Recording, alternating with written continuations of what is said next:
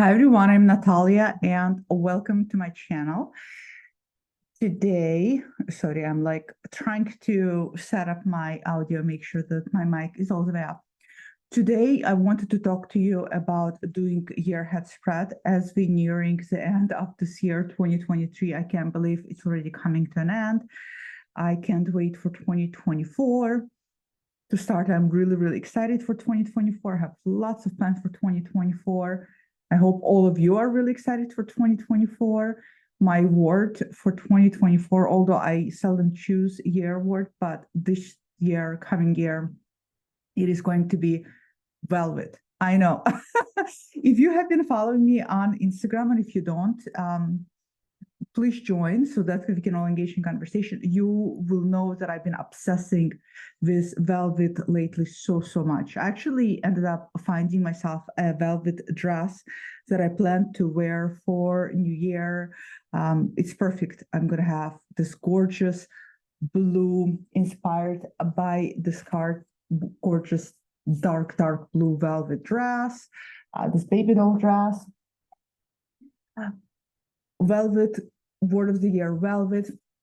What more can we want, right? It just sounds so lush, so soft and luxe at the same time, and multidimensional and has depths to it. I'm telling you, I am velvet obsessed lately. So I'd be curious to know what's your word for 2024. If you do pick word, put it below. Would be very interesting to hear what everybody's words are. But today I want to talk about year ahead spread. And I'll be also curious to know how many of you do year ahead spreads. I have been doing year ahead spread. And if you don't know what it is, it's essentially doing a single card for each month of the following year, and then one main card as an overall theme of the next year. And I've been doing year ahead spread for, I want to say 7-8 years now. And I have a love-hate relationship with year ahead spread. I wanted to share with you my love-hate relationship, my pros and cons of doing year ahead spread. I have a very fascinating deck that most of you are not familiar with that may be fantastic for year ahead spread. And I have some other decks to recommend that might be great in addressing especially the cons on doing year ahead spread. So let's dive in because this is so fun. I can't wait to do year ahead spread, although I'm terrified. This is one of the pros and cons. The pros is that you clearly get to see what your year ahead looks like. You get a snapshot, you get an archetypal energetic snapshot of year ahead. Now, the cons are it can be overwhelming. It can be scary. You are seeing things, and especially if there's some cards, so-called negative cards, it can be too much. When I did year ahead spread, I remember so vividly, right before the COVID hit, my overall card was death. And I had a card for 10 of swords. I had 7 of Pentacles. I cannot stand 7 of Pentacles. It's my nemesis card. I had quite a few negative cards for that year. The year turned out to be one of my best years ever because I let go of so much. I let go of office and it completely transformed and changed the nature of the way I do my business.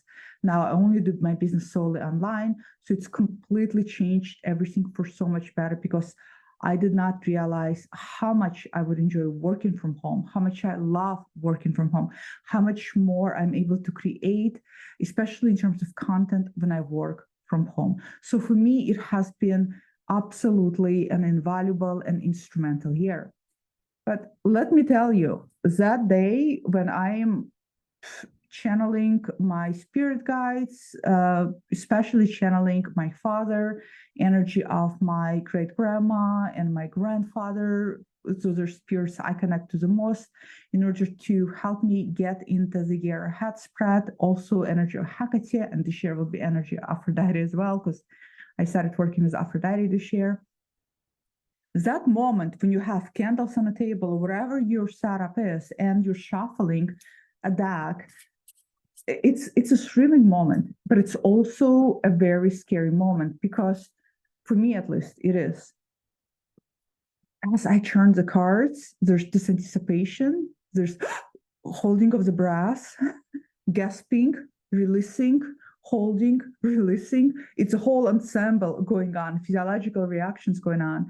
And it's overwhelming when you get 10 of swords, when you get a tower, when you get five of pentacles. Those cards are not always pleasant, even though we know those are the cards that most likely will yield the most change in your life. Those are the cards more than any other cards, in my opinion, in a whole deck that are going to create something new in your life, because those cards scream tension, they scream friction, they scream resistance, they scream challenges.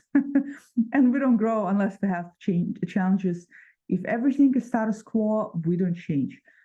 So as much as I cognitively understand those cards are good for me, my heart also, at least part of me also thinks a little bit down when I see those cards. So here's again pros and cons, right? Lots of pros and lots of cons. I would say this, if you are especially tend to be more on anxious side of a personality, more of a type of person that tends to get really ruminating tendencies when you see certain cards or when you see certain situation, or you tend to catastrophize. And I actually have, I'm thinking that I talk about it on my podcast, or I have a video about it, doing tarot cards when you're anxious, where I discuss general worry and then ruminating tendency and catastrophizing tendency to help you figure out which one you fall in and give you some guidance. I tend to be ruminating and general worry type of person. I don't really tend to catastrophize. So you can already imagine, if you tend to be a catastrophizing person and ruminating together, that's quite a bit of anxiety and worry tendencies, which is fine. We're all different, but I can see how for somebody like that, it might be challenging when you draw your head spread and you see the so-called negative cards.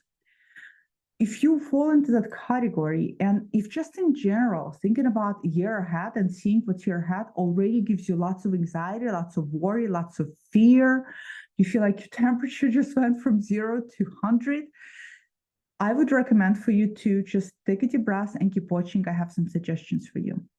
I do year ahead spread and always have done it with my beloved ZOS deck.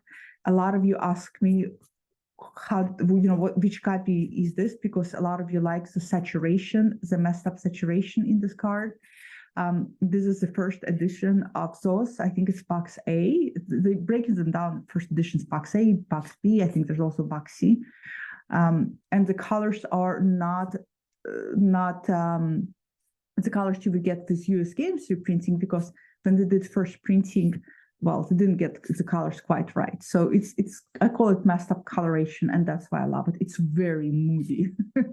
This one is just very, very moody. I feel when I hold this deck and I see the color saturation, I feel that I can hear Aleister Crowley growling in his grave. I can just feel it. So, and I love it. I love the moodiness. I love the growl. I love all of it. I'm here for it. Totally for it. So I do my year ahead spread with this, because I can't imagine doing it with any other deck. It's my baby. And this baby talks to me, and I have such a relationship with this deck, and it knows me like no other deck in my collection, no matter how much I worked with other decks, because this is the one I go back to again and again and again. And this is a scary deck. I'm going to be honest, even for me, a scary deck to do year ahead spread, because this is a noble cheater, a very honest, straight to the point, sometimes a little too much to the point. But what can I say? I am a woman that likes to be challenged, and I like to go in a position sometimes to how I feel. So if I feel scared, yes, give me the scariest deck possible. Let's go for it. We're plunging. We're taking the plunge. I'm not testing the waters. I'm taking deep dive in freezing waters. That's just how I am. So for me, this works. If you are somebody that gets overwhelmed and already so scared of doing your head spread, a deck that may already feel like it's honest and too much and too upfront may not be the best deck to reach for. That deck for you might be Rider-Waite Smith. Rider-Waite Smith deck might be for you an honest, no bullshit, to the point deck that scares you. And it might be also your soul deck, the way this is my soul deck. But if it scares you, and if you're not the type of personality that can't go immediately alongside with fear, even though it scares you, then don't push yourself. Trust yourself. Go with what feels right for you. So I have some suggestions if this is going too much. The first suggestion is not a tarot deck. The first suggestion is something that I would suggest either a company tarot deck for the year ahead spread, or you can just use it by itself, because it's beautiful that it's not even a tarot deck. It's beautiful the way it is structured. It is soft and nurturing, and yet active and also challenging all at the same time, but in a very, very nice and supportive way. And some of you may, and some of you may not have heard about this deck. So I'll link it below where you can buy it, not making money off the purchases. And it's only $25. This is the 13 Holy Knights Oracle deck by Lara Day. Lara Day created this, and I believe Lara is a healer herself. She created this specifically, my understanding is, to draw the cards on sundown December 24th to sundown December 25th. I'm looking at the instructions right now. And she explains in the booklet why, because she feels that's when the veil is thinnest between the spirit guides, between all the allies, and it's the best time to draw it. I tend to do my year ahead close to the end of December. I don't get to do it on 24th or 25th because I'm flying on Christmas Eve always to Oregon to be with David's family, and my family celebrates New Year. So I tend to do it, I would say probably like around December 20, but as close to the end of December as possible. That's when it feels right for me to do year ahead. And I have deviated from what Lara recommended to make it accessible to me. So what is this deck? So I'll show you some cards. It's really beautiful. It is a 52 card deck that has 26 animal cards, 13 herb cards, 13 stone or mineral spirit cards. So we have animal, herbs, and stone or minerals. And what Lara suggests is on the first Holy Night, sundown December 21st to sundown 25th, you divide the deck into 3 stacks: animal, herb, and mineral. And then you select 1 animal, 1 herb, and 1 mineral. And these 3 cards will be your constant guides throughout the coming year and represent the overreaching themes you will be working with. I love that. Then for each of the following 12 Holy Nights following the 25th, shuffle the entire deck together and select 1 card per night. This 12 cards will provide further and more particular insight into each of the coming 12 calendar months. So that's how she does it. The way I've done it before is I would separate the way she says, pick 1 animal, 1 mineral, 1 herb for accompany me for the rest of the year, then shuffle the rest of the deck together. And as I do my year ahead spread, I will pick 1 card to accompany each month of the year ahead that I pulled from source. So that's how I do it. I do it as a supportive additional oracle. Let me show you some cards. They're really pretty. Oh, look at this Lynx card. And she says more in a booklet why she has great writing on each one of them. Look how gorgeous this owl is. Beautiful. Crow. I love this crow. And if you had this deck, worked with this deck before, comment below, share what it has been like for you. So you can see we're in animals right now: bear, peacock. I think this is a great way to soften up your head spread. If you're afraid, you can either just do this and feel very supported and just disregard tarot altogether. Or what you can do is use this in accompaniment with tarot to soften up those readings. I find that when I do year ahead spread with those alone, I feel more overwhelmed. When I add an oracle to a year ahead spread, with those, I feel more supported. I feel less anxious, less uncomfortable, less scared. So that's what I would recommend for you to do. I just think I think it's a great idea to get an additional supportive oracle to support your tarot year ahead, because sometimes a single card for year ahead may, it can say so many things, it can say so little things. So I would really recommend for you to do that, because you get additional clarity, you get additional clarifier. Yeah, I'll link this deck below. She still has it for sale. She offers classes. Look how gorgeous this tortoise is. That's so beautiful. Beautiful, beautiful, beautiful. She is, as far as I know, from what I remember reading this booklet years ago, she is a healer. And she also teaches a class, I believe, on this or something. Rather, I saw it on her website just recently. I haven't had a chance to really look into it. So these are some of the cards. I'm not going to show you all of the cards, but as you can see, the deck is beautiful, very supportive, very connected to this world, very connected to our ecosystem, very connected to our planet. It pulls you into relationship to everything around you. It puts you into connection to everything around you, makes you feel like you are connected to everything around you. And I think that's beautiful. I may actually, for this one, I don't know, because I'll be traveling, so I don't know if it'll be, I may follow what she does, where it's pull a card for every night, or I may not, because I'm traveling. You get a really nice thick booklet with it. So this is one of the ways that you can do it, and one of the exciting way to learn about a new deck. And I bet this is such an interesting way that she has written it.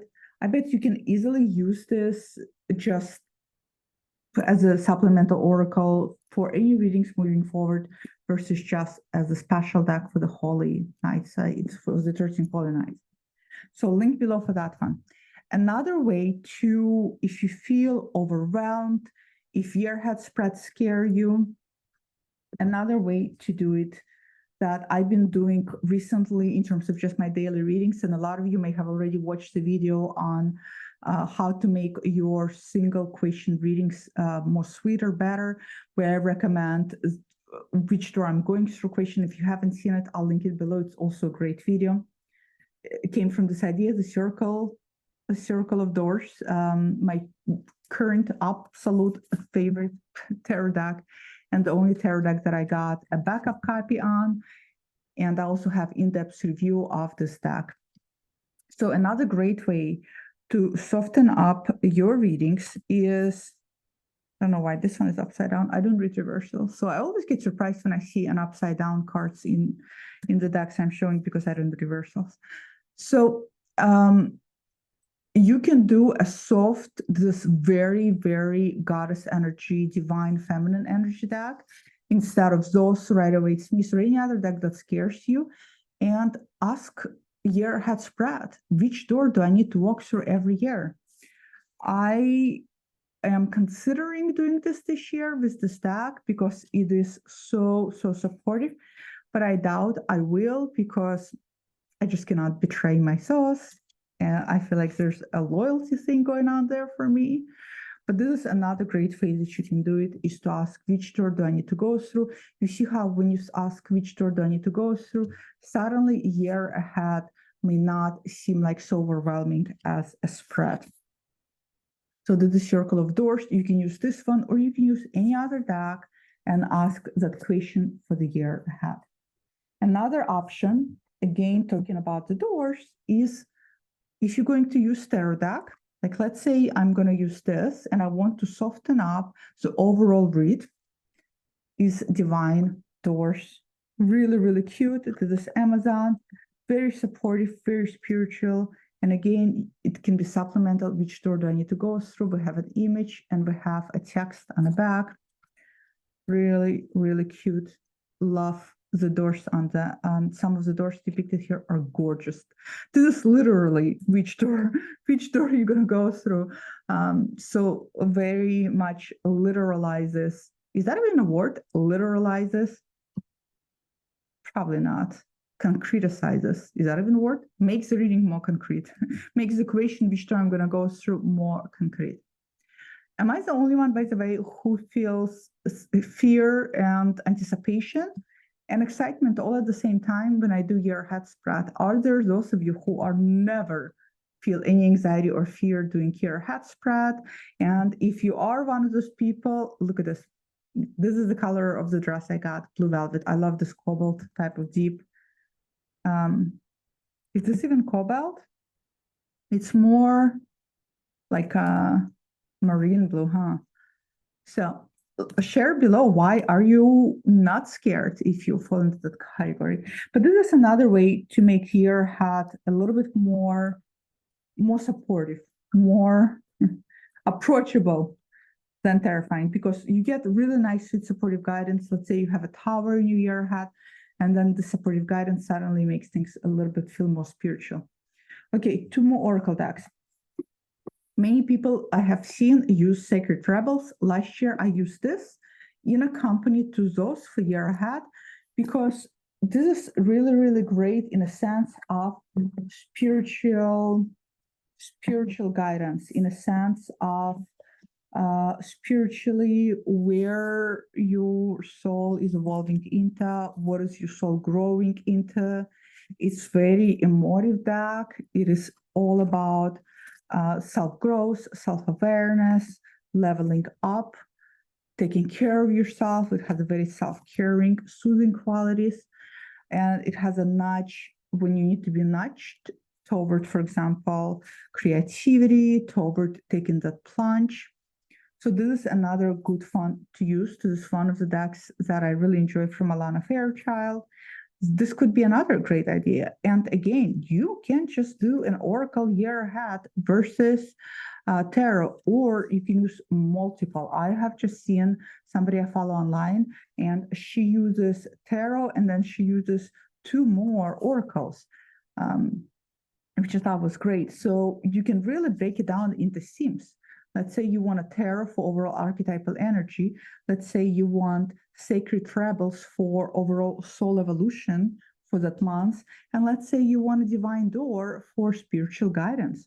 Or you can do which door to go through, how that spiritually is going to evolve you, how that's spiritually going to level you up, and Kim Krans archetypal cards, which archetypal energy to embody. So just play around in terms of thematics, be a little bit more creative. You can also add, for example, people have been editing animal oracles.